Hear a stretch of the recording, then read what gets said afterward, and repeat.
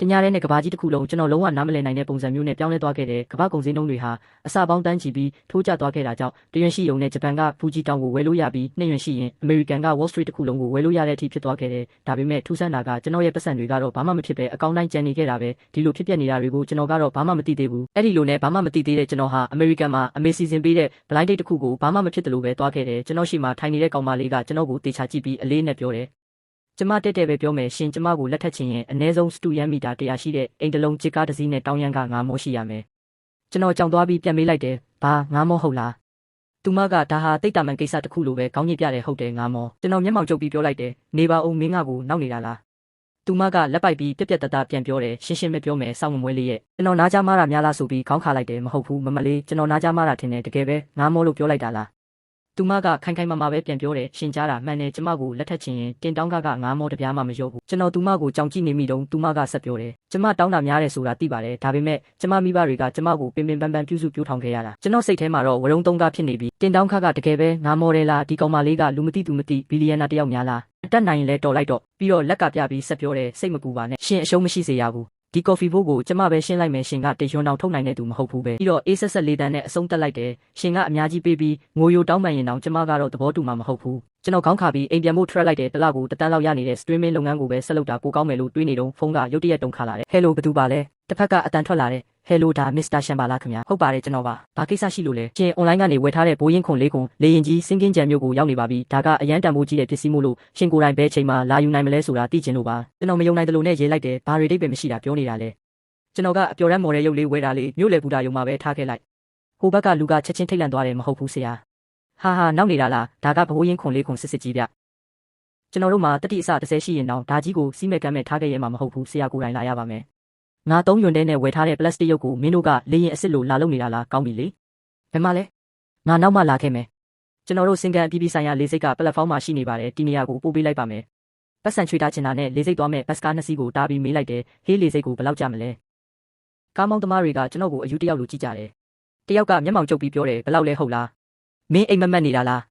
TV ကားတွေအရန်ကြည့်တာပဲလက်တွေနဲ့စိတ်ကူးရင်ကိုတော့မခွဲခြားနိုင်တော့ဘူးနောက်တစ်ယောက်ကလည်းလှောင်နေဒီဘက်ခေတ်လူငယ်တွေမင်းတို့ရဲ့မာနကခြေနှက်ထက်တောင်ပိုဆိုးသေးတယ်ပါဆက်ဖွင့်လိုက်တာနဲ့ UN အကြောင်းပြောနေတာတယောက်ကလည်းဝင်လောင်နေထိပေါက်ဖို့အိမ်မက်တွေမမတ်နဲ့အောင် TV တဲကလို့ချက်ချင်းချမ်းသာသွားတယ်ဆိုတာငါးပြားတော်မတန်တဲ့အလိမ်ညာတွေအေးလေစာကိုပဲစူးစမ်းတင်ပြီးတလားကိုတပြားနှစ်ပြားရမယ့်အလုပ်ပဲရှာလို့စမ်းပါအဲ့ဒါကမင်းရဲ့ဘိုးဘွားတင်ချိုင်းကမိကိုစိမ့်တွေထွက်လာတာထက်တောင်ပိုကောင်းအောင်ပဲကျွန်တော်ပို့ပြီးကြောင်သွားတယ်ဒီလူတွေဒီနေ့ဘာဖြစ်နေတာလဲတင်တောင်းခကမှငါမောတယ်ငါကဘတ်စကားကချွေတာမလို့မေးတာကိုအနှိမ်ခံနေရတယ်ကျွန်တော်စိတ်နဲ့တူလာတယ်အဲ့ဒီအချိန်မှာဝစ်စုံပြေးဝစ်ထားတဲ့လူတစ်ယောက်ကဆက်စုပ်တယ်လို့ကြည်ပြီးပြောတယ်မင်းဝစ်ထားတာကိုကြည်ဦးလမ်းဘေးဆိုင်ကအဝစ်စားတွေကြည့်မရလိုက်တာမင်းကိုရွမ်နှဲငယ်နဲ့ရောင်းစားရင်တော့ဘလောက်တန်မှမို့လို့လဲမင်းကဘသူမို့လို့လဲလို့ကျွန်တော်ပြန်စိန်ခေါ်လိုက်တယ်သူကမန်တက်ပြီးပြန်អော်တယ်ငါကစင်းဟန်မျိုးရဲ့အဆောက်အအုံပဲဘတ်စကားကမရှိရင်မြန်မြန်ဆင်းသွားစမ်းကျွန်တော်ရဲ့တီးခံနိုင်စွမ်းကုန်သွားပြီးမင်းယူနေတာလားဘတ်စကားကဘလောက်လဲမေးတာဘာဖြစ်လို့လဲရွမ်နှဲငယ်အကြောင်းမေးတာကဘာဖြစ်လို့မင်းကိုအထက်တန်းကြတယ်လို့ခံစားစေရတာလဲဒီစကားထွက်သွားတာနဲ့တကားလုံးပေါ်လော်ရိုက်သွားတယ်ကြားလိုက်လားသူကရွံလို့ပြောလိုက်တယ်တဲ့ကောင်းလေးအိမ်မက်မက်တာကောင်းပေမဲ့လက်တွေ့နဲ့မမားနဲ့ဦးယူသွားလိမ့်မယ်ရွံအနှဲငယ်ဟုတ်လား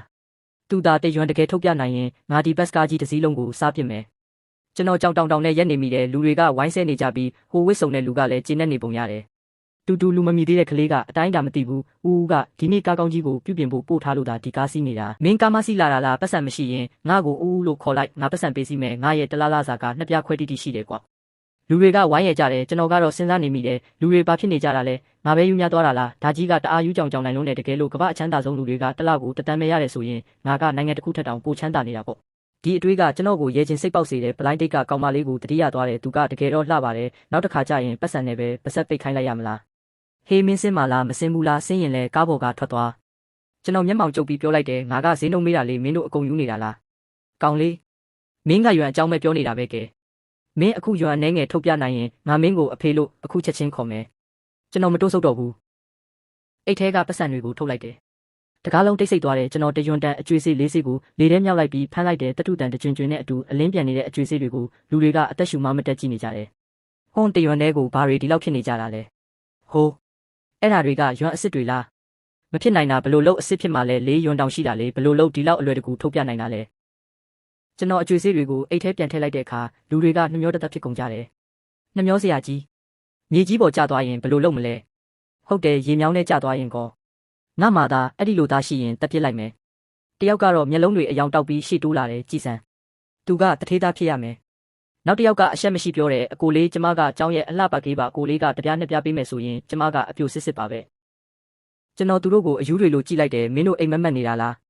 းပြီးတော့ဝစ်စုံတဲ့လူကိုကြည့်ပြီးအေးဆက်ဆက်ပြောလိုက်တယ်မင်းမဟုတ်လားဒါအစ်စ်ဆိုရင်ငါ့ကိုအဖေခေါ်မယ်ဆိုတာသူမျက်နှာဖြူလျော်သွားတယ်ဒါပေမဲ့ကျွန်တော်အိတ်ထဲကိုကြည့်ပြီးချက်ချင်းမျက်နှာပြောင်းသွားတယ်နေပါဦးအသက်အရွယ်ကွာခြားတာကိုဂရုမစိုက်ဘူးဆိုရင်ငါကတထေးကြီးတယောက်ကိုအဖေအဖြစ်အတိမတ်ပြူတာဘာမှမရှုံးပါဘူးပြီးတော့ချက်ချင်းကောင်းကုန်ပြီးအဖေကျွန်တော်နာမည်ကန်စီးပါကျွန်တော်ကိုကန်နာလို့ပဲခေါ်ပါထွက်သွားစမ်းယုံစရာကြီးဒီအယူတွေကြားကထွက်လာပြီးကျွန်တော်တခုတော့တေချာသွားပြီးကမ္ဘာဈေးနှုန်းတွေတကယ်ပြိုလဲသွားပြီးငါဟာတနိုင်ငံလုံးထက်ချမ်းသာနေပြီကျွန်တော်ချက်ချင်းလေစိတ်ကိုကားစီးသွားလိုက်တဲ့လူရွှန်အကြောင်းစဉ်းစားနေမိတယ်သူကကျွန်တော်သုံးနှလုံးလုံးနောက်ကလိုက်ခဲ့ရတဲ့တက္ကသိုလ်ကနတ်သမီးလေးသူ့မောင်လေးကကျွန်တော်ကိုအမြဲကူညီပေးခဲ့လို့ကျွန်တော်ကသူ့ပေါ်အမြဲရဲရဲရော်ရော်ရှိခဲ့တယ်လေစိတ်ရောက်တော့သူ့စီကဖုံးလာတယ်ဟယ်လိုမင်းအတွက်လက်ဆောင်ပြင်ထားတယ်ဘယ်မှာလဲငါ့ကိုအဲ့ဒီလိုမခေါ်နဲ့ငါပလက်ဖောင်းမှာရှိတယ်လာခဲ့ပြောစရာရှိတယ်ငါလည်းလေစိတ်မှာပဲဘာဖြစ်လို့လဲလေစိတ်မှာပဲလားဒါဆိုဝန်ထမ်းတယောက်ကိုမေးပြီးရဟတ်ရင်ကွင်းကိုလာခဲ့မန်နေဂျာဟန်လွှတ်လိုက်တာလို့ပြောကျွန်တော်ရဟတ်ရင်ကွင်းကိုရောက်သွားတော့ဟျူရွှန်နဲ့သူ့မောင်ရန်ဝေကိုတွေ့တယ်ရန်ဝေကရဟတ်ရင်ကိုကြည့်ပြီးစိတ်လှုပ်ရှားနေတယ်ဟွာဒါကိုပိုင်ရဟတ်ရင်ပဲအမိုက်စားပဲမဟုတ်လားကျွန်တော်အနားကပ်သွားပြီးရောက်နေကြတာလားအချိန်ကြိုက်ပဲဒါပေမဲ့ဟျူရွှန်ကချက်ချင်းနောက်ဆုတ်သွားပြီးအေးဆက်ဆက်ပြောတယ်ငါ့ကိုမထိနဲ့ချန်ဖန်ငါတို့လမ်းခွဲရအောင်ကျွန်တော်ကြောင်သွားတယ်ပါဟာတာလုံးမနေနဲ့ဒီနေ့ရွာရဲ့မွေးနေ့မဟုတ်လားဘသူကဟာတာလုံးနေလို့လဲမင်းကငါနဲ့မတန်ဘူးနားလေလားဘာလို့လဲငါမင်းအပေါ်ကောင်းကောင်းမဆက်ဆံခဲ့လို့လားရန်ဝေကဝင်လောင်နဲ့ကောင်းကောင်းဆက်ဆံနေဟုတ်လားအမနဲ့တွဲလာတာ3နှစ်ရှိပြီနှက်ခမ်းနေတစ်ချောင်းတောင်ဝယ်မပေးနိုင်ဘူးမင်းကငါခဲအိုဖြစ်ချင်သေးတယ်အိမ်မက်ပဲမက်နေလိုက်အဲ့ဒီအချိန်မှာအသက်30ကျော်လူတစ်ယောက်ရဟတ်ရင်ပေါ်ကဆင်းလာပြီးဟျူရွှန်ရဲ့ခါကိုဖတ်လိုက်တယ်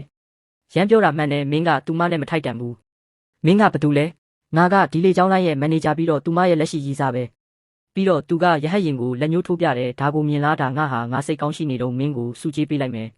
သူကအိတ်ထဲကနေအကျွေစေးတပြားထုတ်ပြီးပြစ်ပေးလိုက်တယ်ရန်ဝေကဝမ်းသာအားရဖမ်းလိုက်တယ်အိုးမြတ်စွာဘုရားတဆင့်တောင်ကျေးဇူးတင်ပါတယ်ခဲအိုကြီးဘေးကလူတွေကလည်းဝိုင်းချီးကျူးကြတယ်ရဲရောလိုက်တာခဲအိုကြီးကအံ့ဩဖို့ကောင်းတယ်ရန်ဝေကကျွန်တော်ကိုလောင်တယ်မြင်လာ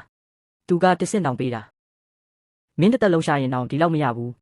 ဒီအရှုပ်ထုတ်ကိုလုံခြုံရေးခေါ်ပြီးမောင်းထုတ်လိုက်လို့ဟိုလူကပြောတယ်ကျွန်တော်ရဲ့ချင်းစိတ်ကိုအောင့်ထားလိုက်တယ်3ယွမ်တန်ရဟတ်ရင်လေးကိုဒီလောက်ဖြစ်နေကြတာလားငါအိတ်ထဲက4ယွမ်နဲ့ဆိုမင်းတို့လေးစိတ်တစ်ခုလုံးကိုဝယ်လို့ရတယ်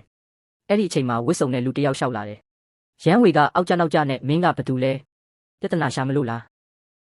ဒါပေမဲ့ဟိုမန်နေဂျာကချက်ချင်းမျက်နှာပြောင်းသွားပြီးခေါင်းကိုအယိုအသေးပေးတယ်ဥက္ကဋ္ဌချန်ပါလို့ဒီကိုရောက်နေတာလဲဒါကျွန်တော်တငယ်ချင်းတွေပါအခုပဲခေါ်သွားပါမယ်ဥက္ကဋ္ဌချန်ကကျွန်တော်စီလျှောက်လာပြီးခါညွတ်အယိုအသေးပေးလိုက်တယ်မေးပါရစီရှင်ကမစ္စတာချန်ချွမ်းပါလား